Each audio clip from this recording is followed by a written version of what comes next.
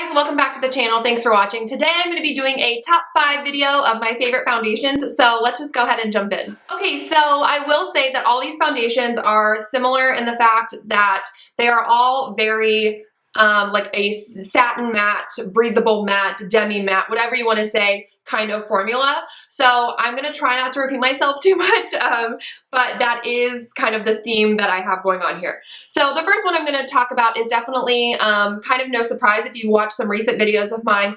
I did get this in a drugstore haul that I think I've put up maybe like a couple weeks ago, a month ago, and this is the Dream Velvet Foundation from Maybelline. This is relatively new and I absolutely love it. I wear the shade 15 Ivory, and that's what I'm wearing today.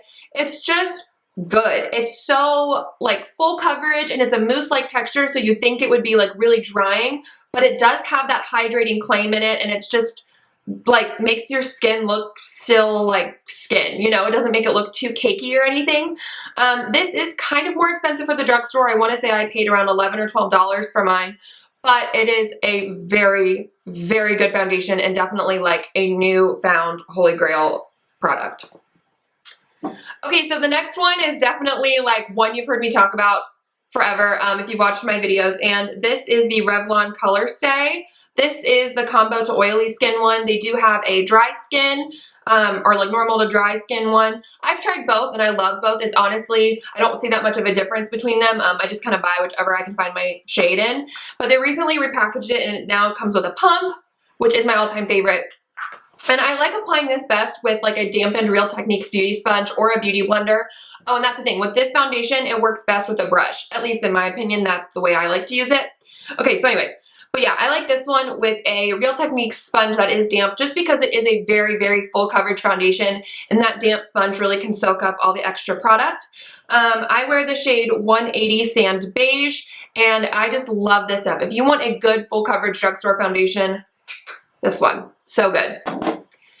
Okay, the next one is also one that I've talked about a little bit here on the channel, and this is the Rimmel Lasting Finish Foundation. Now this has like a comfort serum in it, and I wear the shade 200 Soft Beige, and it does say Skin Perfecting Full Coverage Foundation. I will definitely say that it is full coverage. This has been a foundation that I've worn for years, and I really like it. I like it when my skin's a little bit more dry, just because it has that serum in it, if you will, and so it makes it a little bit more hydrating for my dry skin when I do kind of go towards more towards that end, I should say, of the spectrum. This is probably the most inexpensive one I'm talking about. This one ranges from, I think, I don't know, anywhere from like $5 to $7 at the drugstores. But yeah, this is really, really good. The 25-hour claim, I mean, I don't wear my foundation for 25 hours, but it's definitely very comfortable, and it also looks beautiful mixed in with a moisturizer. So if you kind of want to make your own BB cream, I would definitely suggest something like this, just because it looks beautiful like that. Okay, so the next one is from Maybelline as well, and this is the Fit Me Matte Poreless. Now, I'm sure you guys have heard people rave about this. There's also a dewy and smooth one. I have not tried that one just because I do tend to run more oily or combo, and I like a more matte looking finish. So this one is for normal to oily skin, and I wear the shade 115 Ivory.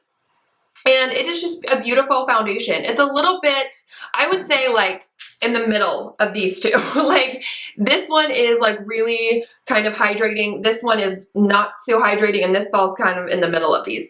I just really like this foundation. It's really beautiful with a brush or with like a dampened beauty blender. And I know they just recently came out with a few darker shades. So if you are having a hard time kind of finding your shade in the drugstore foundations, I would definitely grab this.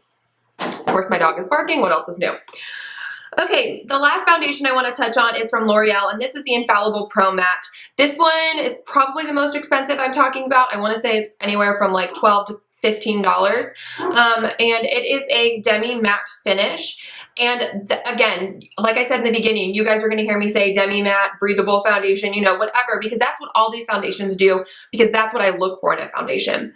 So again, this one is a demi matte finish, really buildable, beautiful. I do hear that there's a little bit of a hard time finding the correct shade for some people. I haven't really had an issue. I wear the shade 102 Shell Beige, which I think is like the second or third lightest shade. So I've never really had an issue with that, but some people have. So that might be something, if you always have a hard time finding your correct shade, maybe to skip out on this one.